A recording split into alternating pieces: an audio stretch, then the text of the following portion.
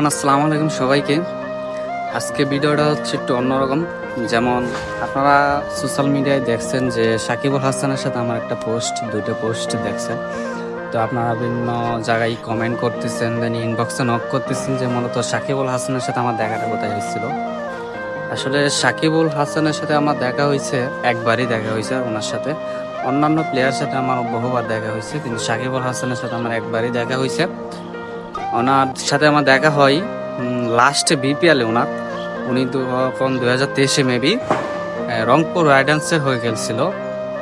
তখন খেলার মাঝামাঝি অবস্থায় তার চোখের কিন্তু সমস্যা দেখা দিছিল, দেন চোখের মধ্যে। তখন মাঝামাঝি অবস্থায় তিনি জরুরিভাবে ইমার্জেন্সি সিঙ্গাপুর যাই। তখন যাওয়া অবস্থায় তখন আমি ডিউটি অবস্থায় ছিলাম এয়ারপোর্টের মধ্যে। তখন তার সাথে আমার দেখা হয়। দেন তারপর একটা ছবি তুলি আর কি, দাঁড়িয়ে দুইটা ছবি তুলি। আরও অনেকটা ছবি তুলে দিছি নিজেও।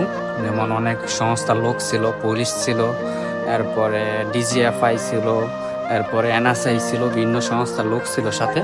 দেন তার সাথে অনেকেই ছবি তুলছে তার সাথে। এমনকি আমি জিজ্ঞাসা করছিলাম যে ভাই আপনি কোথায় যাচ্ছেন। হ্যাঁ, পরে উনি বলছে যে তার চোখের সমস্যা, দেন সিঙ্গাপুর যাচ্ছে, আবার কাম ব্যাক করবে, পরবর্তী ম্যাচ এসে খেলবে এরকম।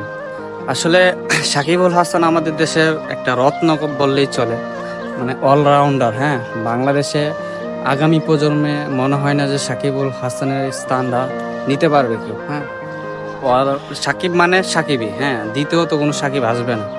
সো সে রাজনীতিবিদ কিনা, এবং সে আসলে রাজনীতিবিদ হিসাবে সে কিন্তু পরিচিত না তেমন। আমরা যদি ওনাকে খেলোয়াড় হিসাবে দেখি এবং তার খেলা নিয়ে চিন্তা ভাবনা করি, হ্যাঁ, ওইটা যদি মূল্যায়ন করি, তাহলে আমি মনে করি কি যে এটাই বেটার। তাকে বাংলাদেশের জন্য অনেক কিছু করছে সে।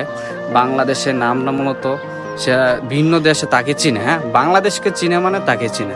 সাকিবুল হাসানকে দিয়েই বাংলাদেশকে চিনে, এরকম অনেক দেশ আছে। হ্যাঁ, আমি আশা করি সাকিবুল হাসান কামব্যাক করবে, নতুন যেহেতু প্রেসিডেন্ট হয়েছেন শুনলাম, ওনার মাধ্যমেই হোক যেভাবেই হোক জাতীয় দলে ফিরে আসবে আশা করি।